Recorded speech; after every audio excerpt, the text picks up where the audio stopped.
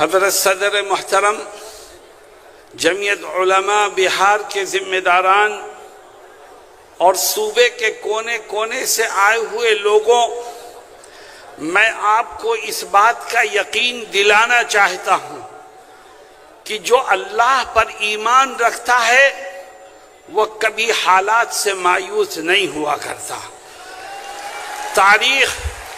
تاریخ اس بات کی گواہ ہے کہ اسلام اور مسلمانوں کو مٹانے والی طاقتیں مٹتی گئیں اور اسلام آج بھی زندہ ہے، اور جب تک چاند سورج رہے گا اسلام باقی رہے گا۔ میرے دوستوں اور ساتھیوں، حالات یقیناً پریشان کن ہیں، مگر آپ کا کام حالات سے گھبرانا نہیں ہے، آپ کا کام حالات کے رخ کو موڑ دینے کا ہے۔ میرے دوستوں، مجھے یاد آیا کہ آج سے 70-80 سال پہلے کی بات، حضرت شیخ الہند مولانا محمود حسن دیوبندی رحمہ اللہ جب اپنے ساتھیوں کے ساتھ مالٹا سے چھوٹ کر ہندوستان آئے تو حضرت نے اپنے شاگردوں کو، مریدین کو، متوسلین کو جمع کیا اور یہ فرمایا کہ ابھی تک ہم آزادی کی جنگ تنہا مسلمانوں کو ساتھ لے کر کے لڑتے رہے اور انگریز لڑاؤ اور حکومت کرو کی پالیسی پر عمل کرتا رہا۔ اب ہمیں اپنے ساتھ ہندوؤں کو بھی لینا ہے، مسلمانوں کو بھی لینا ہے، سکھوں کو بھی لینا ہے، عیسائیوں کو بھی لینا ہے، اور جب سارے ہندوستانی مذہب سے اوپر اٹھ کر انگریزوں کے خلاف کمر بستہ ہو کر میدان میں آئیں گے تو اس طاقت کو یہاں سے اپنا بوریا بستر گول کرنے پر مجبور ہونا پڑے گا۔ دنیا نے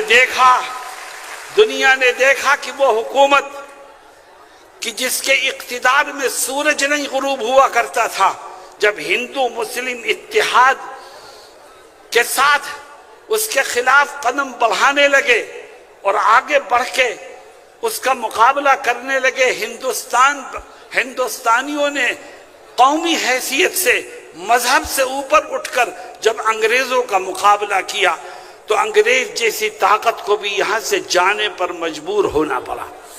میں نے گزشتہ دنوں کچھ سیاسی پارٹیوں کے فرقہ پرست لیڈروں کی زبان سے ایک نعرہ سنا ہے، میں اس نعرے کو صحیح سمت دینا چاہتا ہوں۔ وہ کہتے ہیں کہ بٹو گے تو کٹو گے، میں بھی کہتا ہوں کہ بٹو گے تو کٹو گے، ہندوؤں، مسلمانوں، سکھوں، عیسائیوں سب ایک ہو جاؤ۔ جب اس ملک میں رہنے والے سب ایک ہو جائیں گے تو فرقہ پرستوں کا منہ کالا ہوگا اور یہ ملک امن و امان کا گہوارہ بنے گا۔ آج ملک کو بانٹنے کے لیے، آج ملک کو تقسیم کرنے کے لیے نئی کوششیں ہو رہی ہیں۔ جمعیت علماء نے آپ کو آواز دی ہے، جمعیت اس ملک کی رکھوالی کرتی ہے۔ جمعیت کے بزرگوں نے اس ملک کی آزادی کے لیے وہ قربانیاں دی ہیں کہ جس کی مثال دنیا کی کوئی قوم پیش نہیں کر سکتی۔ آج ہمارے بزرگوں کے بنائے ہوئے کانسٹیٹیوشن کو، آئین کو بدلنے کی کوشش ہو رہی ہے۔ یاد رکھو، جب تک اس ملک کا سیکولر آئین باقی رہے گا اس وقت تک یہ ملک متحد رہے گا، اور جب ملک کا سیکولر آئین ختم ہو جائے گا تو یہ ملک بھی ٹکڑوں میں تقسیم ہو جائے گا۔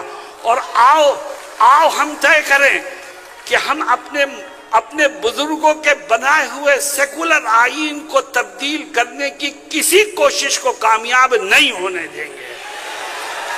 میرے دوستوں اور ساتھیوں، قومی یکجہتی کا پیغام جمعیت علماء ہمیشہ دیتی ہے، اور وہ یہ کہتی ہے کہ مسلمانوں، اسلامی اخلاق اور کردار کے ذریعے سے غیروں کو اپنانے کی کوشش کرو۔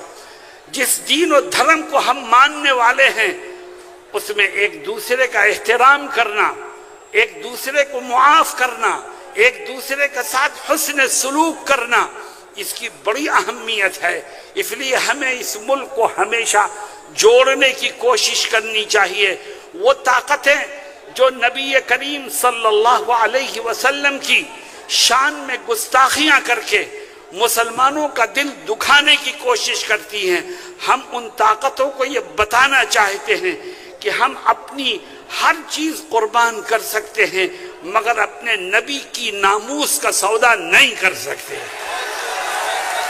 میرے دوستوں اور ساتھیوں، جہاں تک ہو سکے گا ہم نبی کریم علیہ السلام کی عزت و ناموس کی حفاظت کرتے ہیں اور انشاءاللہ آخری دم تک کرتے رہیں گے۔ میرے دوستوں اور ساتھیوں، ابھی آپ نے ایک تجویز سنی اوقاف سے متعلق۔ میں نے دلی میں بھی کہا، آپ سے بھی کہتا ہوں کہ اوقاف یہ کس کا سرمایہ ہے؟ یہ ہمارے بزرگوں کا سرمایہ ہے۔ یہ اوقاف ہمارے بزرگوں کی دین ہے۔ کسی نے زمین وقف کی ہے مسجد کے لیے، کسی نے زمین وقف کی ہے مدرسے کے لیے، کسی نے زمین وقف کی ہے قبرستان کے لیے، کسی نے زمین وقف کی ہے غریبوں اور بیواؤں کی مدد کے لیے۔ یہ ہمارے بزرگوں کا سرمایہ ہے۔ آؤ ہم اعلان کریں کہ ہم اپنے اس بزرگوں کے سرمایہ کو خود استعمال کریں گے، کسی کو اس میں دخل دینے کی اجازت نہیں دیں گے۔ ہمارے بزرگوں کا سرمایہ ہے، ہم اس کی حفاظت کریں گے، ہم اس سے فائدہ اٹھائیں گے، ہم اس کو استعمال کریں گے۔ ہاں، اگر کسی جگہ کوئی وقف پراپرٹی کا غلط استعمال کرتا ہے تو حکومت اب قانون کے مطابق اس کے خلاف کارروائی کرے، وہ مجرم ہے اس کو سزا دے، لیکن قانون وقف پراپرٹی کے سلسلے میں کوئی ترمیمی بل لانا، اس کو ہم یہ سمجھتے ہیں کہ یہ ترمیمی بل در حقیقت وقف پراپرٹی کے غلط استعمال کو قانونی جواز دینے کی کوشش ہے، جس کو کبھی کامیاب نہیں ہونے دیا جائے گا انشاءاللہ۔ میرے دوستوں اور ساتھیوں، مدارس کے سلسلے میں بھی بات آپ نے سنی۔ حقیقت یہ ہے کہ آج اگر یہ دیش آزادی کا سانس لے رہا ہے تو یہ انہی مدارس سے نکلے ہوئے جیالوں کی قربانیوں کا نتیجہ ہے۔ اگر ہمارے بزرگ اور دارالعلوم دیوبند کے اکابر اس دیش کی آزادی کے لیے قربانیاں نہ دیتے تو آج بھی یہ دیش غلامی کی زنجیروں میں جکڑا ہوتا۔ میرے دوستوں اور ساتھیوں، جمعیت علماء نے آپ کو آواز دی ہے اور جمعیت کے صدر محترم حضرت مولانا ارشد مدنی مدد اللہ العالی آپ کے سامنے تشریف فرما ہیں۔ آپ اگر حضرت کی آواز میں آواز ملائیں گے اور جمعیت کے ساتھ کھڑے ہونے کے لیے تیار رہیں گے تو انشاءاللہ جمعیت کی آواز میں قوت پیدا ہوگی، اور جب جمعیت کی آواز میں قوت پیدا ہوگی تو دشمن راہ فرار اختیار کرنے پر مجبور ہوگا۔